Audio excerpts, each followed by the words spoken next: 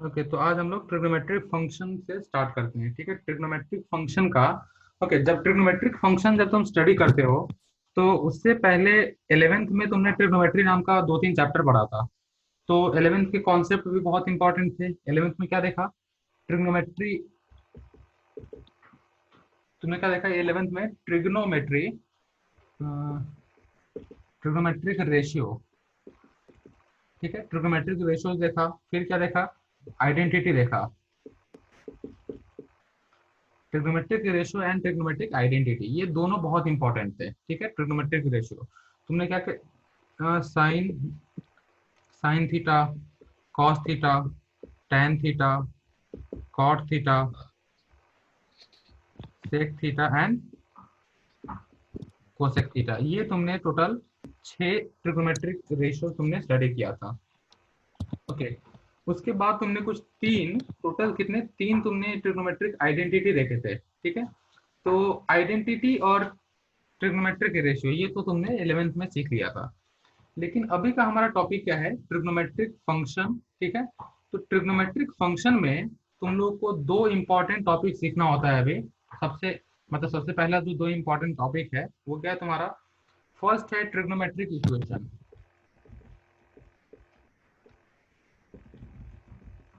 Trigonometric equation,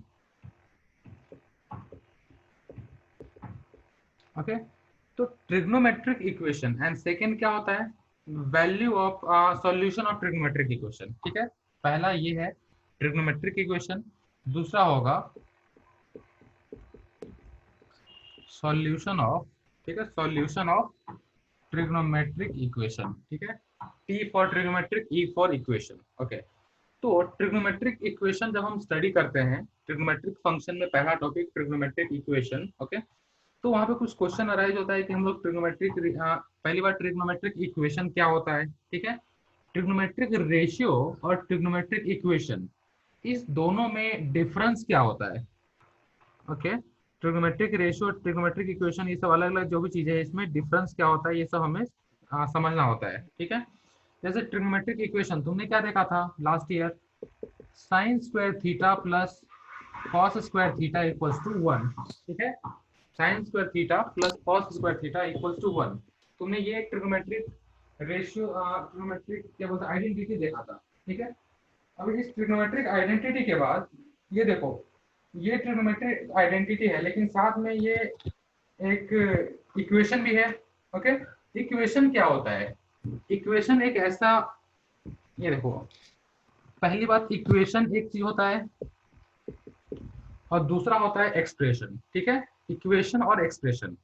expression क्या होता है? एक्सप्रेशन मतलब सम ऑफ टू और मोर टर्म्स, या फिर सम और डिफरेंस, जहां पे 2 या 2 से ज्यादा टर्म्स आएंगे, जैसे sign theta plus cos theta, ये क्या है? एक्सप्रेशन है। लेकिन जैसे ही हमने इसमें इक्वल्स टू लगा दिया, ठीक है, साइन को theta plus cos theta equals to, मैंने √2 डाल दिया। ओके, तो इक्वल्स टू डालने के बाद ये क्या बन जाता है? ये इक्वेशन बन जाता है। ठीक है, तो कोई भी अगर तुमसे पूछे कि इक्वेशन क्या होता है, तो सिंपल सी बात है, जिसमें LHS होता है, RHS होता है। ठीक है, और क्या हो रहा है कि LHS का जो भी वैल्यू हो वो RHS के वैल्यू के साथ क्या होना चाहिए? इक्वल आना चाहिए। ठीक है, अगर तुम्हारा LHS का वैल्यू RHS के वैल्यू को इक्वल आ रहा है, देन हम क्या बोलेंगे कि वो ट्रिग्नोमेट्रिक इक्वेशन, ट्रिग्नोमेट्रिक नहीं, कोई भी वो इक्वेशन क्या है? करेक्ट है। ओके, अभी देखो, ट्रिग्नोमेट्रिक इक्वेशन तो तुमने देख लिया कि जस्ट क्या हो रहा है कि जैसे यहाँ पे sine theta plus cos theta equals to √2 डाला मैंने। इसमें क्या हो रहा है कि √2 तुम्हारा कोई तो भी राइट हैंड साइड, ये राइट हैंड साइड है, ये लेफ्ट हैंड साइड है। तो राइट हैंड साइड का वैल्यू √2 आया और यहाँ पे लेफ्ट हैंड साइड का वैल्यू भी क्या होना चाहिए? √2 ही होना चाहिए। जहां पे भी इक्वल टू का साइन आया, समझ लेना वो ट्रिग्नोमेट्रिक इक्वेशन है। ओके, अब देखो, ट्रिग्नोमेट्रिक इक्वेशन तो तुम्हें देख लिया कि हाँ, मतलब इक्वल टू का साइन है, इसका मतलब ट्रिग्नोमेट्रिक इक्वेशन नहीं, वो इक्वेशन है। लेकिन उस इक्वेशन में अगर एक भी ट्रिग्नोमेट्रिक रेशियो अगर आता है, कोई भी ट्रिग्नोमेट्रिक फंक्शन आता है, तो उसको क्या बोलेंगे? उसको ट्रिग्नोमेट्रिक इक्वेशन बोलोगे। नॉर्मल इक्वेशन क्या होता है? जहां पे इक्वल्स टू का साइन हो। ट्रिग्नोमेट्रिक इक्वेशन क्या होता है? जहां पे इक्वल्स टू साइन होने के साथ साथ उसमें ट्रिग्नोमेट्रिक फंक्शन होना चाहिए। अगर ट्रिग्नोमेट्रिक फंक्शन अवेलेबल है, देन यू विल से ये ट्रिग्नोमेट्रिक फंक्शन अगर अवेलेबल है तो ये इक्वेशन क्या है, ये ट्रिग्नोमेट्रिक इक्वेशन होगा। ओके, अब देखो यहाँ पे मैंने क्या लिखा है, sine square theta plus cos square theta equals to 1। ठीक है, ये क्या है, ये तुम्हारा आइडेंटिटी है। ठीक है, ये क्या है, तुम्हारा आइडेंटिटी है।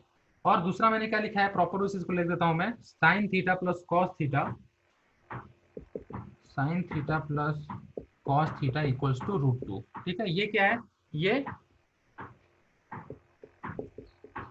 इक्वेशन है। एक्चुअली इक्वेशन दोनों है, ठीक है, इक्वल टू का साइन दोनों में है और ट्रिग्नोमेट्रिक फंक्शन भी दोनों में। इसमें भी देखो साइन थीटा है, इसमें भी साइन थीटा है, लेकिन ट्रिग्नोमेट्रिक इक्वेशन में और ट्रिग्नोमेट्रिक आइडेंटिटी में फर्क क्या होता है, इन दोनों में मेन डिफरेंस एक ही है कि ये हर थीटा के लिए वैल्यू, ये कि थीटा क्या है यहाँ पे, theta belongs to real number.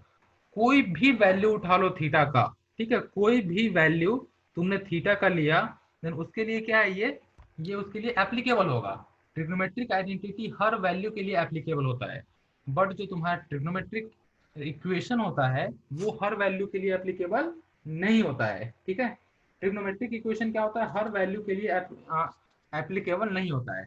अभी देखो यहाँ पे मैंने थीटा, अगर यहाँ पे थीटा मैंने लिया कितना 90 डिग्री, हो सकता है कोई प्रॉब्लम नहीं, 90 डिग्री लिया तो सॉल्व हो जाएगा। साइन स्क्वायर 90 कितना, साइन स्क्वायर 90 कितना होता है 1, कॉस स्क्वायर 90 कितना होता है 0, 1 प्लस 0 कितना आएगा 1, तो यहाँ पे आर में 1 है। ओके, तो ट्रिग्नोमेट्रिक आइडेंटिटी हर एक वैल्यू के लिए, हर एक थीटा के लिए, हर एक एंगल के लिए वो वर्क करता है, मतलब वो हर एक एंगल के लिए वो सुटेबल होता है।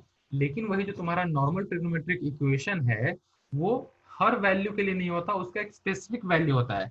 जैसे यहाँ पे sine theta plus cos theta equal to √2 डाला है मैंने, तो इसका आंसर क्या है, इसका आंसर यहाँ पे तुम अगर सॉल्व करोगे तो थीटा इक्वल टू इसका आंसर आने वाला है π/4। π/4 मतलब कितना, 45 डिग्री। ठीक है, तो ये अभी बेसिक बेसिक चीजें हैं। अभी देखो अभी मैं थोड़ा सा ट्रिग्नोमेट्रिक इक्वेशन हो गया, ये सब बाकी की चीजें, इसका इसका थोड़ा सा डेफिनेशन वगैरह मैं लिख के दे देता हूँ। ओके, जो भी मैं यहाँ पे बोर्ड पे लिख रहा हूँ सब हो तुम सब वहां पे उसको लिखते होंगे। ठीक है, तो ट्रिग्नोमेट्रिक इक्वेशन क्या होता है, द इक्वेशन,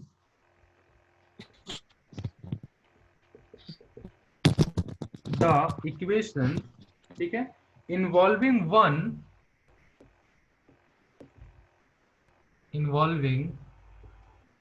वन और more trigonometric functions,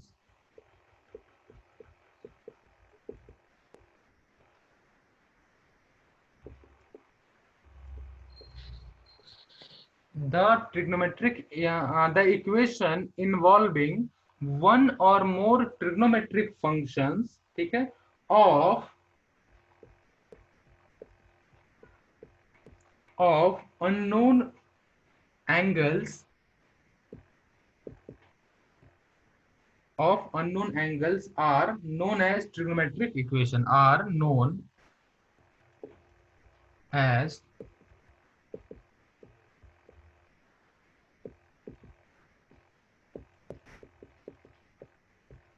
trigonometric equations. ठीक है, तो क्या होता है ट्रिग्नोमेट्रिक इक्वेशन, एक ऐसा इक्वेशन जिसमें एक या एक से ज्यादा ट्रिग्नोमेट्रिक फंक्शंस हो। किसका फंक्शन, तो अननोन एंगल। अननोन एंगल मतलब क्या है, देखो ये कॉस थीटा, थीटा यहाँ पे क्या है, अननोन है। थीटा का वैल्यू कुछ भी हो सकता है, इसका वैल्यू 0 हो सकता है, इसका वैल्यू 30 हो सकता है, इसका वैल्यू 35 हो सकता है, 45 हो सकता है, 90 हो सकता है, 60 हो सकता है, कुछ भी हो सकता है थीटा का वैल्यू। ठीक है, तो क्या होता है trigonometric equation, the equation involving one or more trigonometric functions of unknown angles are known as trigonometric equations। ठीक है, अभी देखो ट्रिग्नोमेट्रिक इक्वेशन तो डेफिनेशन बता दिया, अब इसका थोड़ा सा एग्जांपल लिख लो, ट्रिग्नोमेट्रिक इक्वेशन के एग्जांपल कौन कौन से है। तो जैसे बेसिक हमने देखा, तो cos थीटा इक्वल्स टू 0, ठीक है, cos थीटा इक्वल्स टू 0 एक इक्वेशन हो गया हमारा। ओके, सेकेंड इक्वेशन तुम बोल सकते हो यहाँ पे cos square theta -4 cos theta equals to 1। ये देखो ये क्या है, क्वाड्रेटिक इक्वेशन है। क्वाड्रेटिक इक्वेशन मतलब क्या, जिसका डिग्री 2 होना चाहिए। ठीक है, ये देखो इसका डिग्री 2 है, इसलिए ये क्या है, क्वाड्रेटिक इक्वेशन। तो भले ही ये क्वाड्रेटिक इक्वेशन है, लेकिन इसका एक टर्म क्या है, एक या एक से ज्यादा, कोई कितने भी टर्म हो सकते हैं। ये देखो वन और more than one trigonometric function. ये देखो कॉस थीटा क्या है तुम्हारा, ट्रिग्नोमेट्रिक फंक्शन है। तो किसी भी इक्वेशन में अगर एक या एक से ज्यादा ट्रिग्नोमेट्रिक फंक्शंस अगर अवेलेबल हो, देन उस इक्वेशन को हम लोग क्या बोलते हैं, उसको हम लोग ट्रिग्नोमेट्रिक इक्वेशन बोलते हैं। जैसे एक एग्जांपल ले लिया cos थीटा इक्वल टू 0, दूसरा तुमने क्या देखा यहाँ पे cos square theta plus -4 cos theta plus 1 equals to 1। Okay, तीसरा और मैं लिख देता हूँ यहाँ पे cos 2 theta minus sin 3 theta equals to 1। ये सब क्या है, ये सब तुम्हारे ट्रिग्नोमेट्रिक इक्वेशंस है। ठीक है, ट्रिग्नोमेट्रिक इक्वेशंस है जहाँ पे ये क्या है, अननोन थीटा का वहाँ पे ट्रिग्नोमेट्रिक फंक्शन हम लोग लेकर के रखते हैं। ओके, ये तो मैंने तुम्हें बता दिया कि ट्रिग्नोमेट्रिक आइडेंटिटी और ट्रिग्नोमेट्रिक फंक्शन डिफरेंट कैसे है। तो ट्रिग्नोमेट्रिक आइडेंटिटी, ओके, ये अगर तुमने लिख लिया हो तो इसको रब कर देता हूं मैं। Okay,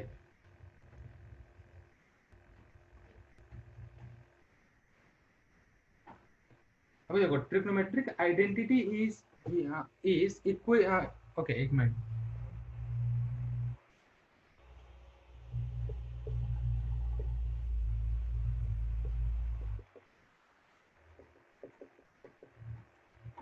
trigonometric identity is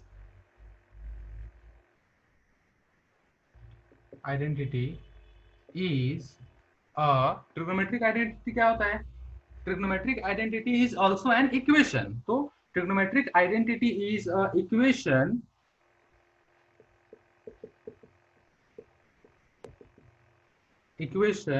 which is satisfied, ठीक है, which is satisfied by every value of unknown। ठीक है, अननोन जो भी तुम्हारा एंगल होगा, ठीक है, satisfied by every value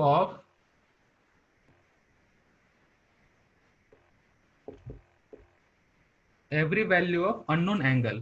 तो ट्रिग्नोमेट्रिक आइडेंटिटी क्या होता है, it's trigonometric identity is an equation which is satisfied by every value of unknown angle. ठीक है, तो हर एक अननोन एंगल के लिए वो इक्वेशन क्या होना चाहिए, सेटिस्फाइड होना चाहिए।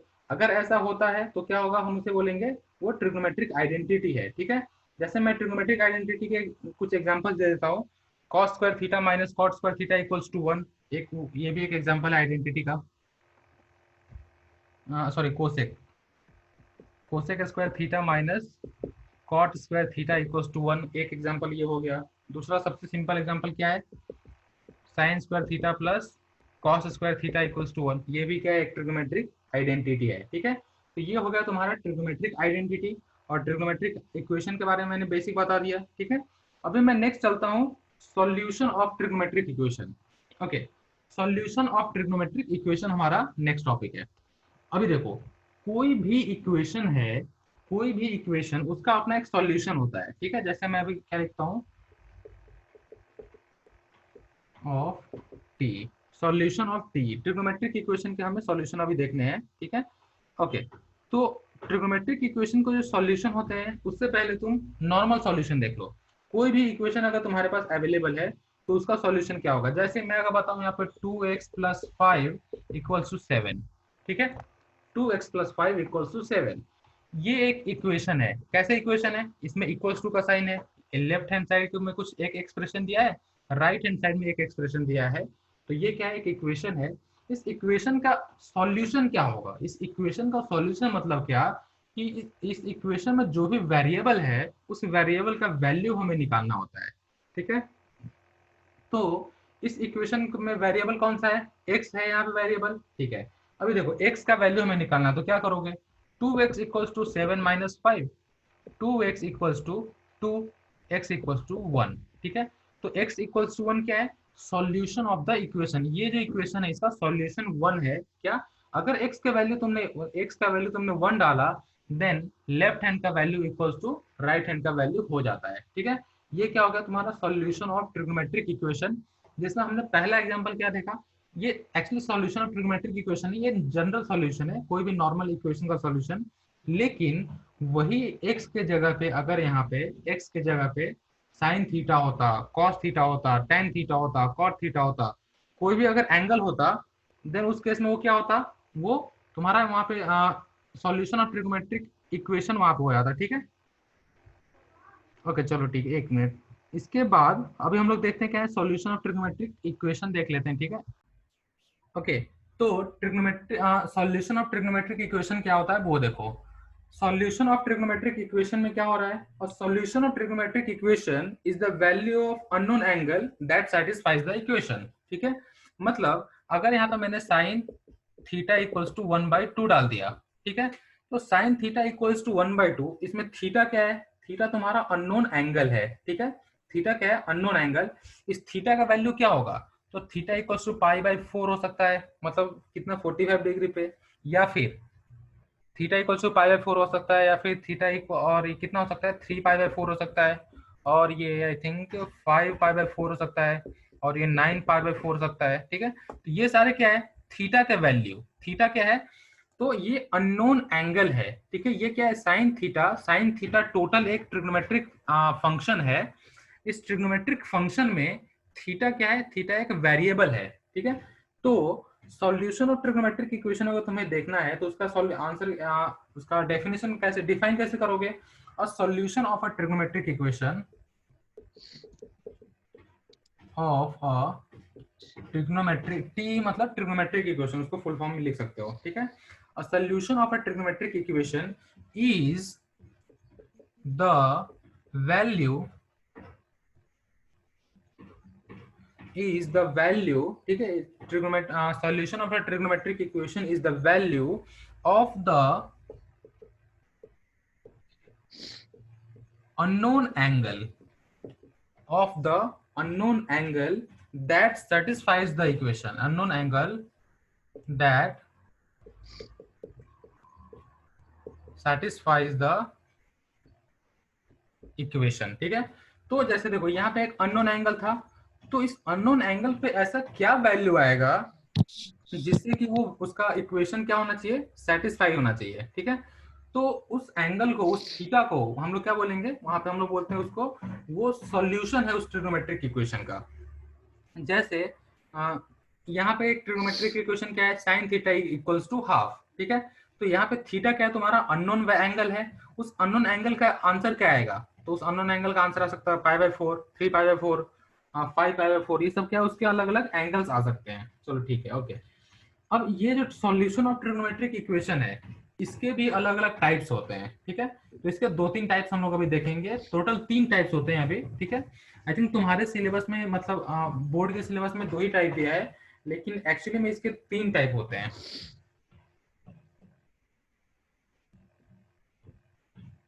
ओके, फर्स्ट टाइप क्या होता है, particular solution, particular solution. Second type क्या होता है, प्रिंसिपल सोल्यूशन, प्रिंसिपल सॉल्यूशन। पहला हो गया पर्टिकुलर सॉल्यूशन, दूसरा हो गया प्रिंसिपल सॉल्यूशन, और तीसरा होता है, बहुत इंपॉर्टेंट ये है, जनरल सॉल्यूशन। ओके, टोटल 3 तरह के सॉल्यूशन निकलने ट्रिग्नोमेट्रिक इक्वेशन के। पहला होता है तुम्हारा पर्टिकुलर सॉल्यूशन, दूसरा होता है तुम्हारा प्रिंसिपल सॉल्यूशन, और तीसरा होता है जनरल सॉल्यूशन। ओके, अभी हम लोग क्या करते हैं, तीनों का अपना अपना डेफिनेशन है, वो लिख ले, वो मैं लिख देता हूँ। ठीक है, कि पर्टिकुलर सॉल्यूशन क्या होता है, प्रिंसिपल सॉल्यूशन क्या होता है, और जनरल सॉल्यूशन क्या होता है। ठीक है, तो पर्टिकुलर सॉल्यूशन में क्या लिखना, ओके, एक काम करो, यहाँ पे पर्टिकुलर सॉल्यूशन लिखो, उसके आगे उसका डेफिनेशन लिखो, उसको डिफाइन करो, पर्टिकुलर सॉल्यूशन क्या होता है। तो एनी आर्बिट्रेरी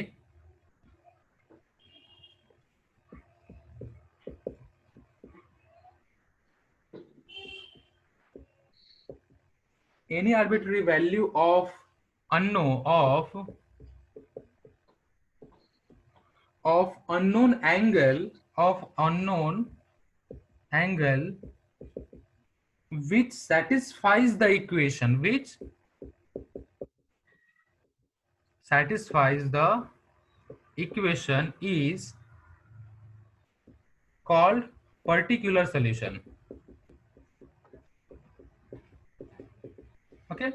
तो कोई भी एक स्पेसिफिक वैल्यू, कोई भी एक फिक्स वैल्यू जो उस इक्वेशन को सेटिस्फाई करे, ठीक है, कौन सी इक्वेशन को, तो ट्रिग्नोमेट्रिक इक्वेशन को, तो उस वैल्यू को हम लोग क्या बोलेंगे, उसको हम लोग बोलेंगे वहां पे पर्टिकुलर सॉल्यूशन, ठीक है, क्या बोलेंगे, पर्टिकुलर सॉल्यूशन। जैसे मैंने थोड़ी देर पहले तुम लोग को एक यहाँ पे इक्वेशन लिखकर दिखाया था, इसका example sine theta plus cos theta equals to √2, ठीक है, sine theta plus cos theta equals to √2। तो इसका सॉल्यूशन क्या होता है, यहाँ पे थीटा इक्वल्स टू π/4 होता है, ठीक है। अगर थीटा का वैल्यू π/4 है, देन ओके या π/4 है, देन वी विल से कि sign theta plus cos theta का वैल्यू √2 होने वाला है, ठीक है। तो पर्टिकुलर सॉल्यूशन क्या है, any arbitrary value of unknown angle, unknown angle मतलब क्या, थीटा, इसका थीटा का कोई फिक्स वैल्यू, ठीक है, जो उसको उस इक्वेशन को सेटिस्फाई करे, ठीक है, जो उस इक्वेशन को सेटिस्फाई करे, उसे हम लोग क्या बोलते हैं, उसे हम लोग पर्टिकुलर सॉल्यूशन बोलते हैं, ठीक है, उसे हम लोग पर्टिकुलर सॉल्यूशन बोलते हैं। चलो ठीक है, ओके, लिख लिया ये सबने, तो मैं रफ कर देता हूँ, ठीक है। इसके बाद आता है principal solution and general solution, ठीक है। अब देखो इस सब का एक्चुअली डेफिनेशन कोई तुम्हारे एग्जाम में नहीं पूछने वाला है, तो जस्ट अंडरस्टैंड भी कर लिया तो भी जब सही हो जाएगा, ठीक है। अभी देखो प्रिंसिपल सॉल्यूशन, प्रिंसिपल सॉल्यूशन क्या होता है, जो सॉल्यूशन 0 से लेकर के 360 के बीच में एग्जिस्ट करता है उसे हम लोग प्रिंसिपल सॉल्यूशन बोलते हैं, ठीक है। जैसे cos थीटा इक्वल्स टू 1/√2, ठीक है, cos थीटा इक्वल्स टू 1/√2। ये cos थीटा 1/√2 कब होता है, cos थीटा 1/√2 दो जगह पे होता है, ठीक है, कहाँ कहाँ पे, एक जब जब थीटा इक्वल्स टू π/4 होता है, π/4 मतलब क्या, 45 डिग्री, ओके। दूसरा एक फर्स्ट क्वाड्रेंट में होता है, दूसरा फोर्थ क्वाड्रेंट में होता है। फोर्थ क्वाड्रेंट में कहाँ पे होता है, और cos थीटा इक्वल्स टू 1/2 का 1/√2 कब होगा, जब थीटा का वैल्यू 2π माइनस थीटा हो, 2π minus theta equals to 1/√2। 2π minus theta के जगह पे यहाँ पे π/4, तो 2π माइनस π/4 क्या होगा, जस्ट नॉर्मल सा तुम क्या कर सकते हो, सब्ट्रैक्शन कर सकते हो। यहाँ पे कितना आएगा, 7π/4, ठीक है, 7π/4। यहाँ पे 0 से लेकर के π/2 2π के बीच में, ठीक है, 0 से लेकर के 2π के बीच में cos थीटा का दो वैल्यू आया, ठीक है, कौन सा आया, एक π/4 आया, दूसरा 7π/4 आया। तो यहाँ पे क्या है, ये दोनों क्या है, ये दोनों उसके प्रिंसिपल सॉल्यूशन है, ठीक है। अभी देखो ये दोनों प्रिंसिपल सॉल्यूशन है। अब तीसरा तुम्हारा जो जनरल सॉल्यूशन है वो क्या होता है, जनरल सॉल्यूशन मतलब कि वो कहीं पे भी आ सकता है, कितने बार भी वहां पे राउंड मार सकता है, ठीक है। जैसे ये देखो, अगर थीटा का वैल्यू यहाँ पे जितना है, एंगल अगर यहाँ पे cos थीटा, ठीक है, यहाँ पे cos थीटा का जो वैल्यू होगा फर्स्ट राउंड में भी उतना ही होने वाला है, सेकेंड राउंड में भी यहाँ पे जब आएगा उतना ही वैल्यू होगा, थर्ड राउंड में भी उतना ही होने वाला है। तो इस तरह तुम जितना भी वैल्यू मतलब जितना यहाँ पे थीटा का वैल्यू इंक्रीज करो लेकिन इधर ही रुकोगे तो उसका वैल्यू क्या होने वाला है, जनरल सोल्यूशन में वहां पे उसका फिक्स वैल्यू आने वाला है, ठीक है। ओके, तो नेक्स्ट लेक्चर में हम लोग क्या देखेंगे कि जनरल सोल्यूशन हो गया, प्रिंसिपल सोल्यूशन हो गया, उसके बारे में और डिटेल में कि sign theta, cos theta, tan theta, ये सब के जनरल सोल्यूशन क्या होते हैं, प्रिंसिपल सोल्यूशन क्या होते हैं, तो वो सब हम लोग प्रॉपर वैसे भी स्टडी करेंगे, ठीक है। ओके।